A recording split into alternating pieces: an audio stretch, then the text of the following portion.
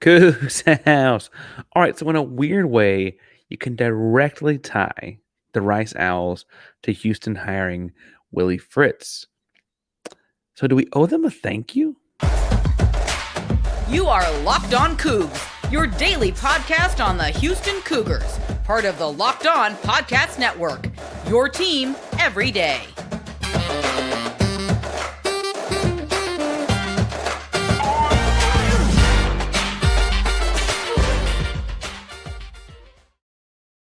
Welcome to Locked On Coogs, daily podcast about your Houston Cougars. I'm your host, Houston-born teacher and coach, Parker Ainsworth, here to break down all things Cougs. If you have a fan or just a hater who came to stop by, please be sure to subscribe down below. That way you can listen to Cougs in your newsfeed each and every day. We appreciate you making Locked On Cougs your first listen of the day. If you found us on YouTube, welcome back to the YouTube channel. It is so good to see you again.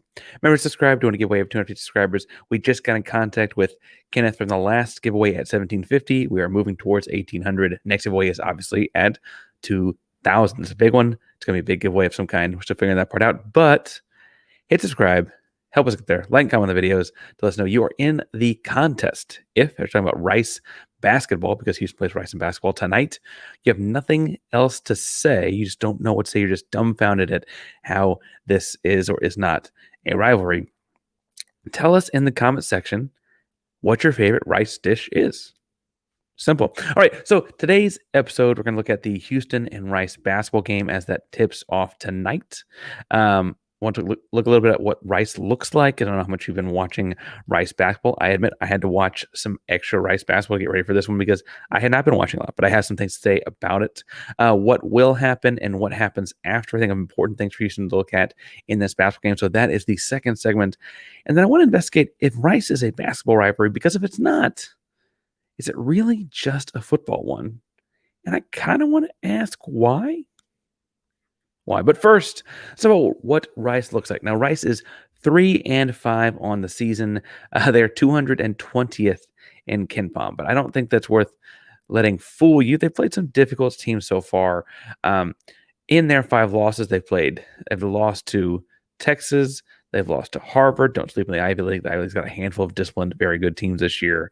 They have beaten up on teams that argue they probably should have.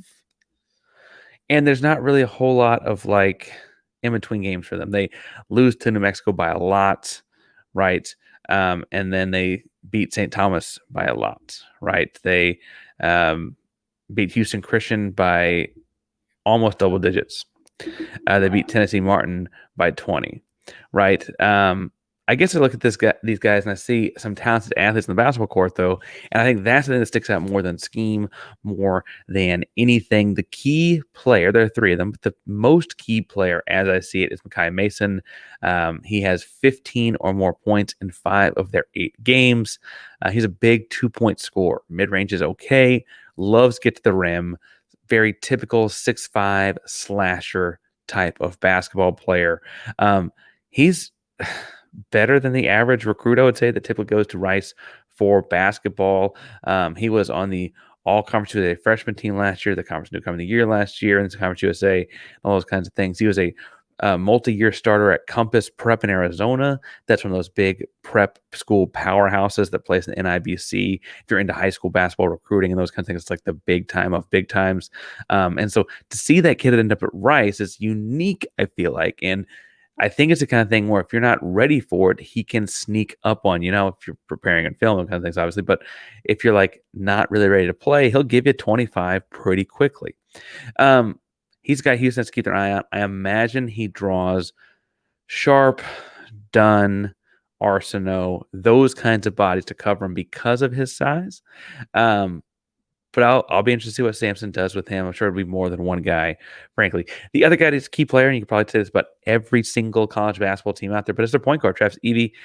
He's a double-digit points every single game, over 15 in 5 of their 8 games. He has highs of 33 and 28 points. Dude's a scorer. He's pretty solid from beyond the arc, too, at 14 of 42 and 33% from behind the three-point line, which I think is shocking because his jump shot looks like the old guy in the rec league that plays at the church down the street. Right, that's the kind of jump shot it looks like he's taking.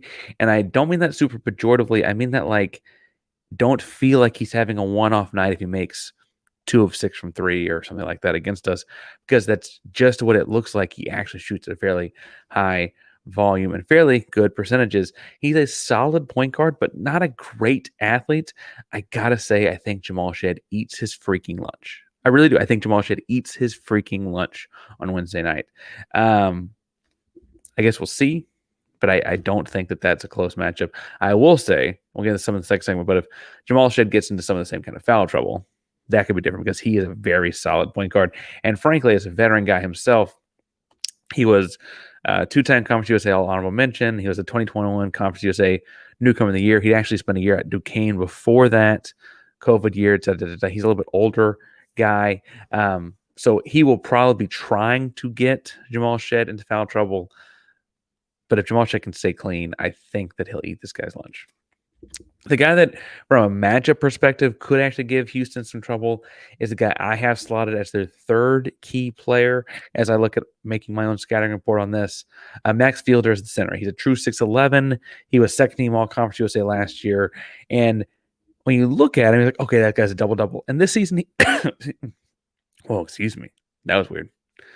And this season, he really is averaging 9 points and 9 rebounds per game. So like your classic, somewhat clunky, somewhat awkward big guy. I'm telling you right now, he's one of the best passing big men Houston will have seen thus far. He's better passer than the guys in Utah. He's a better passer than the guys at Xavier. He's a really, really good passing big man. He has just 5 assists on the season. Frankly, when he spins the ball out of things, it's typically more to kind of get the ball movement moving. There's a better way to say that. But he gets the ball moving, and it may be more like a hockey assist or the pass before the pass kind of thing. But he sees the floor really, really well. It helps when you're 6'11". You can see over the top of a lot of stuff, obviously. But he is a really, really good passer with basketball. Not the kind of thing you typically see out of a guy that's 6'11", but he has a laundry list, and this should make some sense for Rice. It's a very academic institution. He has a laundry list of academic honors, and I think that part of his passing prowess is being, A, able to see over the top of defense. I think that is part of it, but also B, a very smart guy that kind of understands angles and movements and, frankly, the physics and speed of things. I think he's a sharp guy, and I think that really ties. You can see that in the way he passed the ball. He has like a flashy pass, and I sped watched 3 games. He had a flashy pass in each of those 3 games: Harvard, Texas, and New Mexico. And I was impressed by it. I think he's really, really talented. I think he's the kind of guy that's got size, going to really challenge Javier Francis. But also, he's the kind of guy that passed the ball so well that we can't do a whole lot of doubling and monstering. Like, that's the kind of thing that can beat the monster post double team. And so we interested to see what Sampson does. They say, no, my ball pressure is good enough to beat that. We'll just beat it with rotation to the backside. We're good at what we do. We'll do what we do. That's what I imagine he does. Or is it kind of thing that hey, we got to play it more straight up, and JVR, you got to go do it. Right? How does Houston play that will be interesting to take into account and keep an eye on. Got stuck in the middle of those 2 things. But I think those are the kind of things you got to watch. Now, honestly, this is the kind of game where Houston should be trying to stay healthy, work on some things, and win. I want to talk more about how those kinds of things go in a moment and how the scheme of this will play out and all of that. But first, let's talk about that first thing, staying healthy. Because I know you and I will come to sports like this to escape from the crazy realities of your life. But can we talk a minute about preparing for those crazy realities and potential illnesses and those kind of things? Because according to the FDA, pharmacies are running out of antibiotics right in the middle of the worst flu season over a decade. It's scary. I can't imagine a more helpless feeling than if my wife or my 6-month-old son, one of my relatives that are a little bit older, got sick in the middle of this giant supply chain issue that kept them from getting life-saving medication that they needed. Thankfully, we're going to be okay because of Jace Medical. Jace Case is a pack of 5 different antibiotics to treat a long list of bacterial illnesses, including UTIs, respiratory infections, sinuses, sinusitis, and skin infections, and other things. This stuff could all happen to any of us. Visit jasemedical.com and complete your physician encounter. It will be reviewed by a board-certified physician, and your medication will be dispensed by a licensed pharmacy at a fraction of the regular cost. It's never been more important to be prepared than today. Go to jasonmedical.com. Use code LOCKED ON, LOCKEDON, for $20 off your order. Go to Jason Medical. Stay healthy today. All right, so I want to talk some about what this is going to look like. I mentioned how strong a passer Max Fielder, their center, is, and what they do a lot of the times is play 4 around 1. They'll typically play. When I say 4 around 1, I mean they'll start obviously the 6'11" center in the middle, and then the 6'5" perimeter guy and Makai Mason, 6'1" ish guard, really closer to 6 feet. Travis Evie. They will have a more traditional 6'8" ish guy in Keanu Dawes, and then I think it's Alem Husnovic. He is a 6'3", 6'4" other guard. That's it. That it's a bunch of perimeter guys around the 6'11" guy, right? That's what they look like. Keanu Dawes is 6'8", 6'9", but he plays along the perimeter too. And what they do is they look like a 5-spot in a domino a lot of the time. And by that I mean like 2 high, 1 middle, 2 low. The one in the middle is 6'11" Max Fielder. He's more like around the nail in the middle of the 3-point line. And he'll kind of float in what I call like a little triangle where he'll go from the nail to the middle of the post on one side to the middle of the post on the other side. He just kind of floats there, either opposite the ball for a drop off or above the ball for a kick out or whatever, right? When guys are driving and those kinds of things. And what they do is they get a defense in somewhat of rotation, pop it to him, and then he is finding other things. Oh, I hit the microphone. He's finding that dude for 3. He's finding that dude with the defense rotates, and that dude finds somebody else for 3, or if the case may be, right? He is really, really gifted at starting those kinds of actions and reactions. It all is based, though, on beating a guy with the dribble and pulling his defender to help. That means that if Malik Wilson or Jamal Shead or Terrence Arsenault or Manager, any of our guards are playing the kind of intense defense, ball deny, up in the grill of, etc. Guys that like Sampson wants them to play, which is, again, a very stout way to play defense. And they get beat off the dribble, which happens to everyone, even the Houston Cougar. I understand you coach to perfection, but there is an understanding that like guys will get beat off the dribble or playing that tight to the ball, right? Javier can't really completely commit to the help side. He's got to kind of help enough to let his buddy recover, because if he comes off too much, then it's then it's a field day. I was about to say, yeah, because Max Fielder, he's flipping the ball around, boom, boom, boom, boom, boom, right? And I have to say that does worry me a little. Now, they play at a very different pace, and I think the biggest thing that's going to help Houston in this is, frankly, how poor they are defensively at Rice. This could be a fun scoring game where Houston hits 100. I mean, it could be that kind of high scoring game. It'll probably be more like 80, but could be a high scoring game because for whatever reason, and it's been different in each game, but Rice plays the 8th shortest defensive possessions in all of college basketball. That means only 7 other teams have shorter defensive possessions, meaning that a possession that ends on a made shot or a turnover or a missed shot happens faster than all but 7 teams in all 330 plus college basketball Division I teams, right? They average 15.6 seconds per defensive possession. It takes you 6 to get it across half court, right? And so what you're seeing there is a very quick either open shots or shot that might miss or a turnover or whatever. And so you're seeing very, very quick possessions. I would also argue that based on their defensive rebounding rate, meaning how many rebounds they get defensively on missed shots, it's probably indicative of, for those shorter possessions, teams are making a lot of shots against this team. And they look at their scores, what they've been giving up this season, and that would say the exact same. Thus far on the season, they've given up, they gave up 89 to Harvard. They gave up 80 to Texas. They gave up 103 to Indiana State. They gave up 90 to New Mexico, 83 to UC Irvine, right? This is a team that has to be in a high school and frankly has to score a lot of points to even be in a game. And then they give up a lot of points, obviously, on the opposite end of that. So While their offense has some things that they do well, Houston's offense could be in for a fun, highlight-filled kind of day if they're making their jump shots, if they're crisp on their passes, if they're dialed in, right? Now, I say to say that this could be a fun high-scoring game for Houston. I'm predicting a win against these guys. We'll talk more about why in the rivalry section, but I do want to point out that Houston's in an entering spot of their season, and so it's not necessarily just about what they see on the floor Wednesday night. Houston just played Xavier last. Was that Friday night? I ended up watching the game split up into parts, but they just played Rice. They just played Xavier last Friday night, right?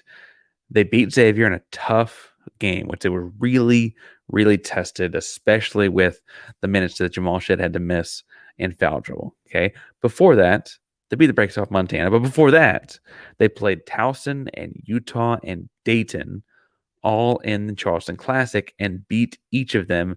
While the game was got chippy at moments, they beat each of them by double digits, right? Kind of a tough stretch there in the last 2 weeks. That was, I guess, concluded about 2-ish weeks ago. They play Rice tonight, Wednesday night. They play Jackson State this Saturday, which looks like not a great team on paper because they're 261 in KenPom. Jackson State themselves is just, 2-7 on the season, 2-6 on the season. Not a great basketball team, but it's weirdly a big basketball game for the campus because it's recruiting weekend, an open season on transfer portal recruits, and there's no telling with Willie Fritz now on campus who and how many guys will be there, having a big fun atmosphere, as I would want to give credit to Ryan Monso of Go Coogs pointing out, could be a big reason kids want to come here after that weekend, saying, oh, when Houston has a good team, they to show up and support. If I come here and I'll make this team good, they'll show up and support me. As Ryan Monso pointed out first, and I want to make sure I give him credit. That could be a turning point for recruits looking at Houston this weekend. So I would argue that Jackson State's an important game. It's an important game if you're playing basketball too. It's a reason to win, but it's an important game if you want to win. An important game because the people that could be coming to it, and Rice and Jackson State in combination serve as your last warm-up games before December 16th when you face off against A&M in what is technically a neutral floor in the Toyota Center. Now, I don't mean to hype this matchup up a whole lot, but it would be nice to beat the Aggies. The Aggies are currently 6-2 with a very difficult strength of schedule. I want to point out, though, that they are far and away the highest ranked AP, KenPom, Net, etc. team Houston will play in the non-conference. Penn, I think, is better than their numbers show, but that's not for me to debate right now. The Aggies are a very talented basketball team, and frankly, Houston to have a key non-conference win, one more, their biggest key non-conference win before going into the buzzsaw / marathon that could be the Big 12, or that will be the Big 12. Needs to at least play well, if not play well enough to win in that one. I think there's a path to victory. We'll talk about as we get closer to it, but they really just have Rice tonight and Jackson State this weekend to get ready for it. And that means you kind of have to start perfecting some of those things, like what do you do when Jamal Shead gets in foul trouble? Who picks up the slack when he can't be on the floor? You got to kind of figure those out either tonight with Rice or this weekend against Jackson State. And I think that's really, really important as you look forward to the season. Now, that's mostly because I see these two games as wins, and I think they need to focus on beating A&M as well. And those are big wins for the Houston Cougars. Being undefeated at the end of December would be a big deal for this program. But if you also like winning, I'd recommend going to FanDuel because right now, as the weather gets colder, NFL offers are staying hot. Right now, new customers get $150 back in bonus bets with any winning $5 money line bet. You heard that right. That's $150 if your team just wins. If you've been thinking about joining FanDuel, there's no better time to get in on the action. This weekend, they have our Houston Texans as road favorites against the New York Jets. That money line, as we pointed out, is minus 240. Throw something on, throw $5 on that. The Texans win. We celebrate Texans win, and you get $150 back in bonus bets. So go do it at FanDuel.com right now. FanDuel.com/locked on. App is so easy to use too. So make sure you download it onto your phone or mobile device ASAP. So visit FanDuel.com/locked on and kick off the NFL season. FanDuel, an official partner of the NFL. All right, so this game is interesting because it doesn't have the same feeling as the football rivalry. And I kind of was trying to figure out why that is. Now, part of it is admittedly, I think, because recently, I mean, Rice beat us this year. And so like it feels much more like a rivalry now than it probably did a year ago. But honestly, the football game does feel like a rivalry because there's a trophy on the line and a title and a this and a that. And while they don't necessarily play it every year, although I think they are playing again in 2024, right? It has this rivalry feeling to it that adds something to a game between the two of the largest, I should give Texas Southern some credit, two of the largest institutions in the city of Houston. But in basketball, Houston leads the all-time series 65-18. I'll repeat that. Houston leads the all-time series 65-18. That's a lot more than a couple years of High Slam Jamma. That's a lot more than a couple years of Elvin Hayes. That's a lot more than the 9 years of Kelvin Sampson. That's a lot of wins. Now, admittedly, Houston has won the last 6 matchups that date back to 2013. They don't play each other every year, obviously, right? But they won the last 6 matchups that date back to 2013. So they're undefeated in the last 10 years against Rice. Houston has 20 wins against Rice since the fall of the Southwest Conference, which I think is important because Rice, I think, feels like they got left out. Houston really was left out. That's very purposeful. We talked about that before in the podcast a number of different times. I think Rice weirdly feels like they were too.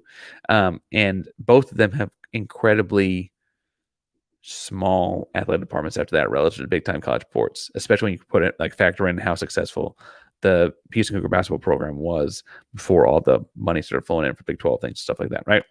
Houston, again, won 20 of the matchups since the fall of the Southwest Conference. Rice has only won 11.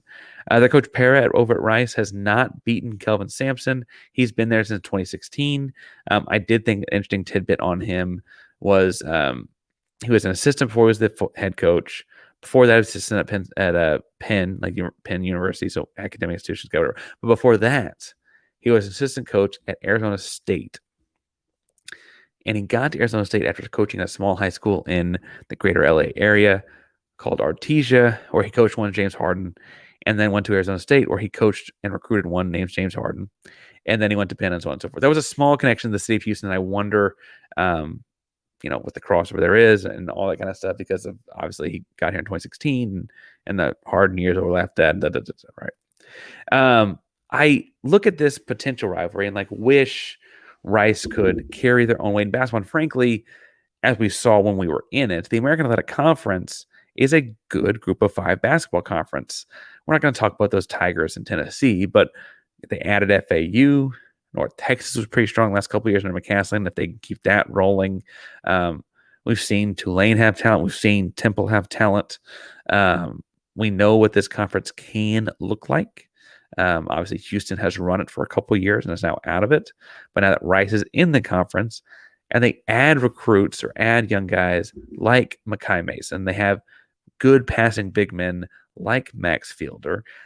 I wonder if there's some path to making this a somewhat competitive rivalry someday, much like Houston wants to recruit Houston kids and be the best of Houston and all those, because it would make you good at most any athletic endeavor, because Houston is a great recruiting ground for basically any sport you'd want to play, right? Certainly anything that the University of Houston is playing. In basketball, your recruiting classes are 3 and 4 guys. Houston, the University of Houston, could take the best 4 high school basketball players in the state of Houston every year and be a really good college basketball team, like be a really, really talented team. Frankly, you'd include guys like Arsenault and Tugler in that, right? Like LJ Cryer went to Morton Rand. Like this ain't complicated, right? but you're only getting 4 if you do that. That's a big city of basketball after that. And Rice could also find one. Could find guys in a similar vein. Now, obviously, Makai Mason went to Arizona Compass, and so it kind of defeats the purpose when he's an out-of-state kid, as far as what I'm talking about right now. But you do see academic institutions, the Blue Devils of Duke, right, find ways to get by and have good basketball programs. Duke obviously being like the most prominent example. But the Ivy League has had a good couple of years here. As of late, Michigan's a decent, really good academic school. They've had good basketball history in the past when they're not cheating in football. There's been moments where Cal and Stanford were good. Those moments are now, but you feel me on those things could happen, right? Across the board, strong Virginia, that's another good one. Strong academic institutions have found ways to be good at basketball. So I kind of wish Rice would do the same. I don't know why it hasn't happened. They're in the same recruiting hotbed that Houston is in. We've seen academic schools do this before. You only need 2 or 3 kids per class to make a good basketball team, and really, you only put 5 on the floor at a time. You get 2 really good ones. You're really, really good, really, really fast. I'm not saying they'll ever catch Houston in basketball, especially not where Sampson and company are here. But I do think there's a path for them to make this competitive. And I know this is a Houston Cougars show, but I think it'd be better for the Cougs if it were. If it were, it'd make it more fun. It'd make it more fun for the fans, the city, etc. If it were. Now that's on them. It's kind of their problem. I'm predicting a fairly large margin of victory on Wednesday night.